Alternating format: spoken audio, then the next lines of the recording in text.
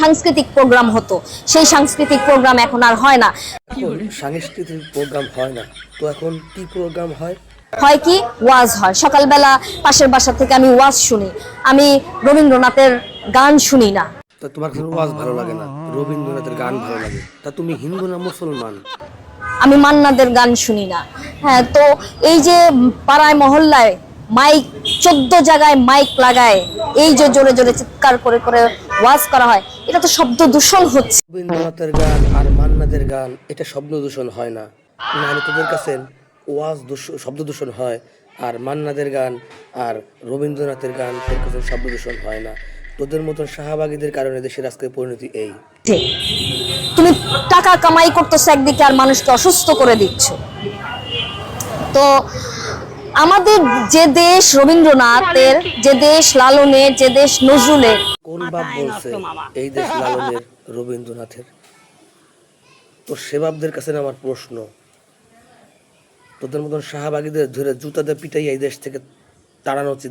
সেই দেশে এরকম উগ্রবাদিত্বতা, মানে আমি অন্তত মানতে পারি না। যারা মানে, হ্যাঁ, তারাই এইসব ভাস্কর্য ভাঙচুর করে, মন্দির ভাঙচুর করবে।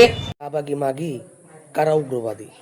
আর তোর মতন শাহবাগী মাগি মানলে আর না মানা কোনো যায় আসে না, ঠিক আছে? এই দেশে ভাস্কর্য থাকবে না, ভাস্কর্য ভেঙেছে সেটা ঠিক আছে, কিন্তু এই দেশের মুসলমান কখনো কোনো সময় কারো ধর্মে আঘাত করে না, মন্দির ভাঙে না। কারণ মন্দির হচ্ছে তাদের একটা ধর্মস্থল, সেখানে তারা তাদের ইবাদত করে। আর সেখানে মুসলমান কখনোই হামলা করে না, কারণ ওটা তার ধর্মস্থল, ওটা তার একটা ঘরের ভিতরে সে তার ইবাদত করতেছে। কিন্তু এখানে মুসলিমরা কখনো হাঙ্গামা করে না। শাহবাগী মাগি, তোদের মতো শাহবাগী মাগিদের ভিডিও কোন মাদারসোদরা পাবলিসি করে, সেই সব মাদারসোদকে জুতোতে পিটানো উচিত। খানকি মাগি। তো এখন অনেকে বলে যে আপনি শুধু মন্দির নিয়ে কেন বলেন, শুধু ভাস্কর্য নিয়ে কেন বলেন, মূর্তি নিয়ে কেন বলেন?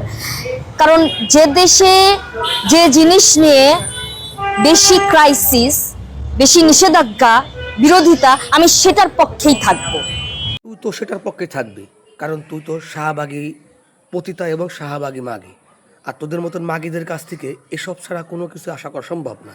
এই যে বারবার বলতেছি, এইসব ভিডিও ভিউ পাওয়ার আশায় যে সকল মাদারসোদ কন্টেন্ট ক্রিয়েটর এবং সাংবাদিকরা আছে, সে সকল মাদারসোদ কন্টেন্ট ক্রিয়েটর সাংবাদিকদের জুতাদা বাইরানো উচিত। যেসব শালার করে শালারা কেন এইসব মাগিদের ভিডিও পাবলিসি করে? তারাও জারজ সন্তান।